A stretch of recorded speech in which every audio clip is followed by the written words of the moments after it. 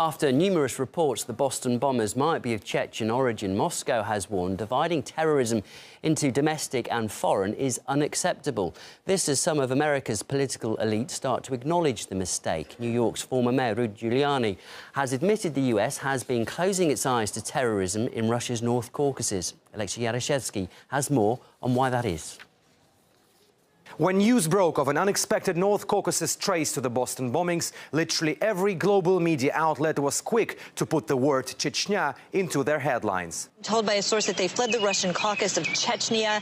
He is an ethnic Chechen. The Tsarnaev brothers are said to be ethnic Chechens who lived in Kyrgyzstan and Dagestan before coming to the US. The two suspects were branded as coming from a Russia region close to Chechnya. Indeed, many may need reminding of the name and location of Republic of Dagestan, where the two supposedly came from. But the word Chechnya certainly rings bells, probably because of the media headlines in the 1990s and at the beginning of the new millennium. That's when Russia had a military operation in the North Caucasus. Thousands of Russian troops deployed in the Republic can finally be drawn down. The rebels fighting for independence from Moscow have been dramatically reduced in number. For Muslim scholars, the Chechen fight for independence had now become the ultimate jihad.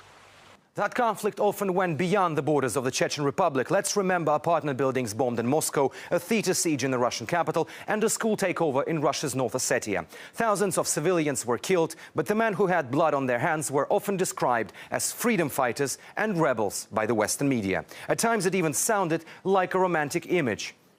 The reality is that in the North Caucasus, Russia has been fighting the same war which America embarked upon after the Twin Towers were brought down, against global terrorism. Moscow never made a secret that those fighting on the side of the Chechen militants were closely tied to Al-Qaeda and were financed from abroad by terrorist organizations worldwide. But it's only after 9/11, the transport bombings in Madrid and London, that understanding the notion that terrorism has no nationality has started to appear in the global media. From freedom fighters to armed dangerous terrorists most wanted men in America. Years have passed, media labels have changed. The question is whether a change in attitude towards a common enemy will follow in due course.